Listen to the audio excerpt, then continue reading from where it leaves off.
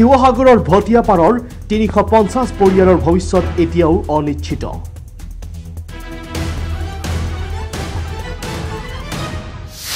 বিশেষজ্ঞয়ো নিয়ন্ত্ৰণ কৰিব পৰা নাই গেছ নিৰ্গমন।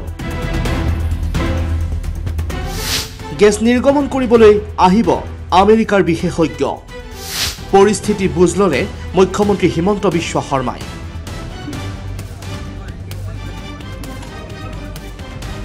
আতংকৰ মাজতে দিন কটাইছে ভটিয়াপাৰবাসীয়ে। আমি মাইকীবোৰ ওলাই নাহোঁ, আমাৰ মতাবোৰে ওলাই আহিবলৈ নিদিয়ে। বাপেকৰ সম্পত্তিত খাট বহিলে, চাকৰি নাপালে জীৱনত মগনীয়া হৈ খাই থাকিলো। এতিয়া আমাক কেনেকুৱা কৰিছ? য'ত বা ছোৱালী দিলো, ৰাতি 11টা বজাত যোৰহাটৰ পৰা আহিব পাৰে। গোটেই ভটিয়াপাৰ নেলেতিয়াবা বোপাহেঁত 12 জুনত ভটিয়াপাৰৰ ONGCৰ এটা তৈলখাদত বিকট শব্দ কৰি ভূগৰ্ভৰ পৰা অহৰহ নিৰ্গমন হৈ আছে প্ৰাকৃতিক গেছ। 5টা দিন হ'ল যদিও এতিয়াও নিয়ন্ত্ৰণ কৰিব পৰা নাই গেছ নিৰ্গমন। বাঘজানৰ কথা মনত পেলাই এতিয়া অধিক আতংকিত হৈ পৰিছে অঞ্চলবাসী। সময় যিমানেই বাগৰিছে সিমানেই আতংকময় পৰিৱেশে বিৰাজ কৰিছে এতিয়া ভটিয়াপাৰবাসীৰ মাজত।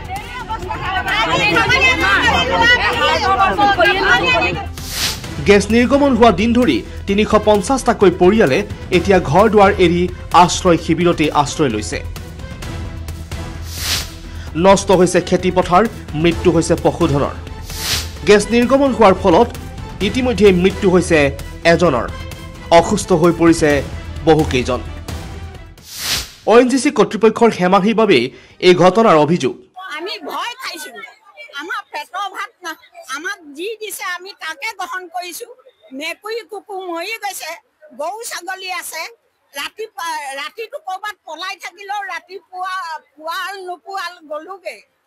নিজৰ বিচনাখন লাগে ভগাই হওক, তেওঁ টোপনি যায়। দুমহলীয়া ওপৰত শুবলৈ দিলেও নাযায়।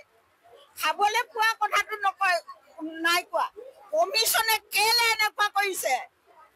কেলে কৰিছে? কুকুৰহঁতে তহঁতি যদি আমাক খুৱাব নালাগে, পিন্ধাবও নালাগে, তহঁতক হেৰিটো বন্ধ কৰি দিয়ে আমাক। আমাৰ হাত দুখন আছে, ভৰি দুটা আছে, আমি কৰি খাম।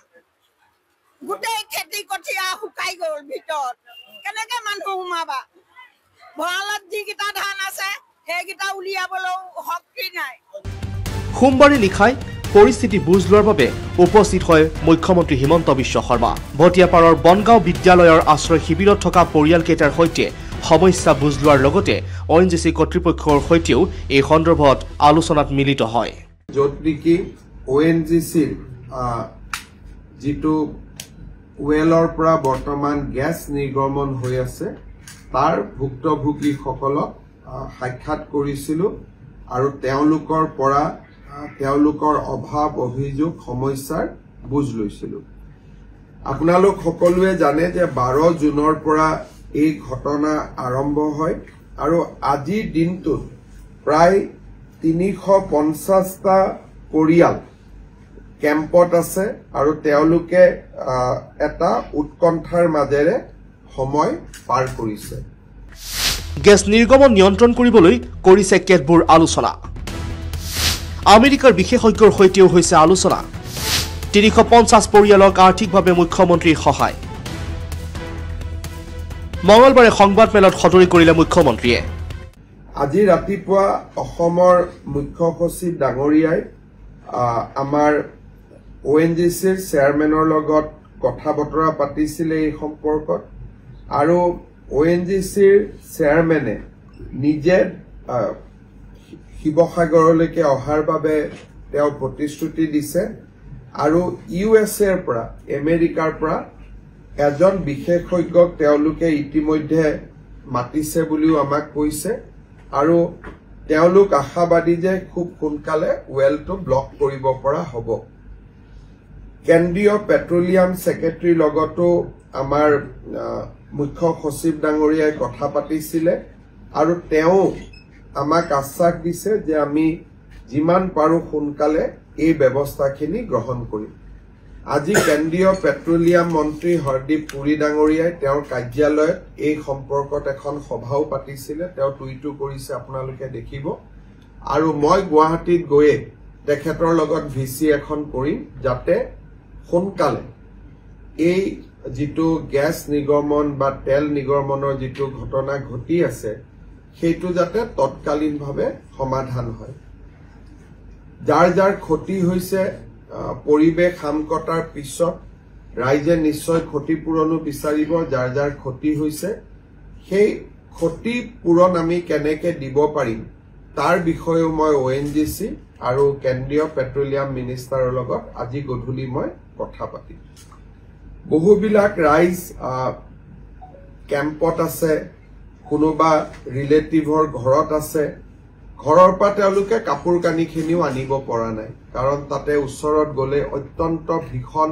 তাপ হৈছে টেম্পাৰেচাৰ বাঢ়ি গৈছে ওচৰলৈকেও যাব নোৱাৰি ক্ষতিপূৰণ বিষয়ে আমি আলোচনা কৰি থাকিম আজি মই এতিয়া মুখ্যমন্ত্ৰীৰ সাহায্য পুঁজিৰ পৰা তেওঁলোকলৈকে প্ৰত্যেকটো পৰিয়াললৈ 25,000 টকা এটা কাপোৰ কানি যাতে কিনিব পাৰে বা ল'ৰা ছোৱালীৰ কিতাপ নোহোৱা হৈ গৈছে কিতাপ কেইখন কিনিব পাৰে এটা সামান্য বৰঙণি এটা মই এতিয়া আগবঢ়াম কিন্তু ইয়াৰ লগত ক্ষতিপূৰণৰ কোনো সম্পৰ্ক নাই এইটো CM ৰিলিফ ফাণ্ডৰ পৰা আগবঢ়োৱা এটা সৰু ব্যৱস্থা এটা আৰু লাগিলে আৰু যদি তেওঁলোকক প্ৰয়োজন মই আৰু তেওঁলোকক মোৰ ফালৰ পৰা সহায় কৰিম কিন্তু ক্ষতিপূৰণৰ মুখ্য বিষয়টো ONGCৰ লগত আমি সমাধান কৰিব লাগিব প্ৰথম প্ৰায়োৰিটি হৈছে যাতে ওয়েলটো আমি বন্ধ কৰিব পাৰো দ্বিতীয় প্ৰায়োৰিটি হৈছে আমি যাতে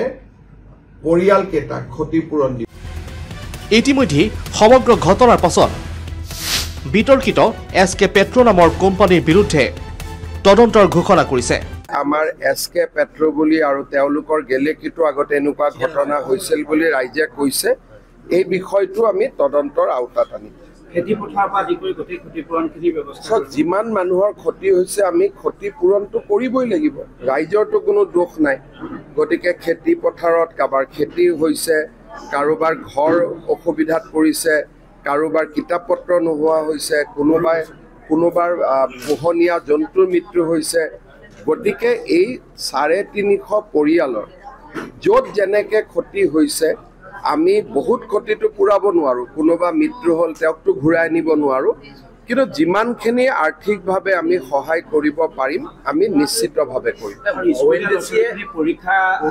মই ডিচিৰ লগত কথা পাতিম তেওঁ যদি পৰীক্ষাৰ কিবা ৰিচিডিউল কৰিব লাগে এই ল'ৰা ছোৱালীখিনিৰ কাৰণে স্পেচিয়েলি পৰীক্ষা পাতিব লাগে কালিৰ পৰা আপোনালোকে গোটেই পৰিৱৰ্তনখিনি দেখা পাব ONGCয়ে বিগত সময়ত তেওঁলোকে মনোবলীভাৱে কাম কৰে আৰু সকলো বিচাৰে যে মুখ্যমন্ত্ৰীৰ হস্তক্ষেপ হ'ব লাগে যাতে ONGCয়ে অনাগত দিনত তেওঁলোকে যিটো মনে বিচাৰে এই বিপদটোৰ পৰা ৰক্ষা কৰোঁ তাৰপিছত শিৱসাগৰত আহিলে আপোনালোকৰ লগত ONGCৰ বিষয়ে কথা পাতিম CSR ফাণ্ডটোৰ কথাও আপুনি এবাৰ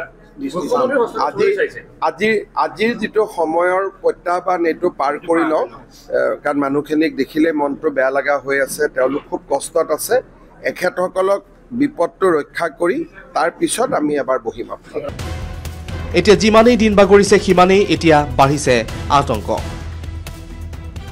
এতিয়া সকলোৰে মাথো এটাই প্ৰাৰ্থনা দ্বিতীয় বাঘজান নহওক Bhatiapar news desk report India today north east Assam